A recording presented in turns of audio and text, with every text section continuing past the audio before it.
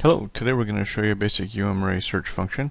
We're going to go ahead and set up a new mass project and we'll call it UMArray search.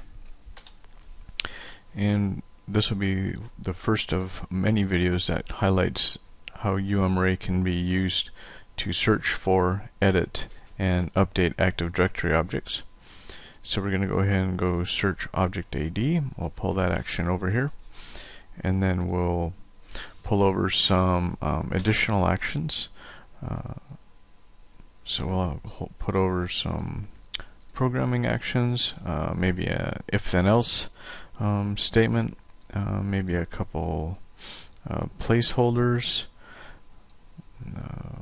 So we'll have maybe a action that we can, if it's found, we'll go ahead and do a label here for found. And we'll do a label here for not found. And we'll have an end action, or an end label. That's where we can end our project.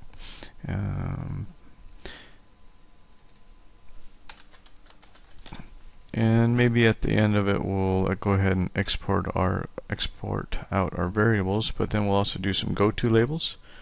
So here we'll have a go-to label, and I'll hold down the control key and copy that down here. So at the end of this we'll go to end, and then we'll go to end, or ban this. So then maybe we should, when we find it, let's set a variable action. So if we find our variable, we'll go ahead and set it, and then if we don't find it, we'll set another one. And then at the end we'll go ahead and export those variables out. So when we'll set the variables here first. So we'll call it search status. With UMArray we always end our variables with percent signs at the end. So %search underscore status %. And then here we'll call that found.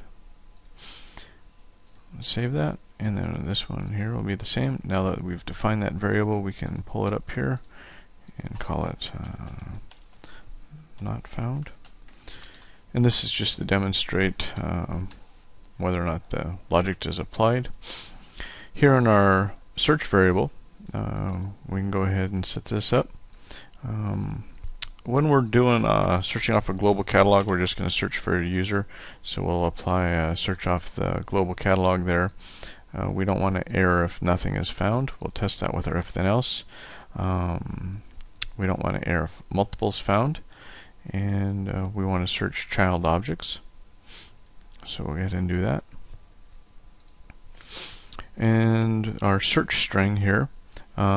So we're going to do %objects, so all Active Directory user objects, and this is the actual AD attribute, and we're going to search off of a display name. Now this does need to be in the proper syntax for Active Directory, and we'll create a variable here. So I just created that variable %displayname%. And we'll go ahead and apply that. So now for our file data here, we need to bring in some file data. And I actually have some sample data that I'll use. Right there, sample data. And we'll go ahead and just leave those values at their default. And here we have John Quincy Adams. So we can set this. See, that's the variable I created. So we'll set that to John Quincy Adams. Now let's just go over this. So we're going to search off of the display name from our file data, and then we need to establish our if-then-else. So if our results field, search results count, is greater than 1, we'll select that from the pull-down menu. We'll select numeric. Operator is, we'll do smaller than or equal to 0, so no results found. Then our program will go down to not found. Otherwise the project will drop through processing logic and set the variable search status to found, and then go to end. Otherwise it'll go to not found and then go to end. At the end of the project, we'll go ahead and export out our variable to there, and then we'll add in our search status, and these are the variables that we're going to export, and we'll add in our display name. Oh, we don't want the display name. Let's go ahead. We could put the display name in there, but let's do the search results. Alright, they'll be comma separated, the values will be separated. I'll apply that. So we're going to come through here and we're going to search.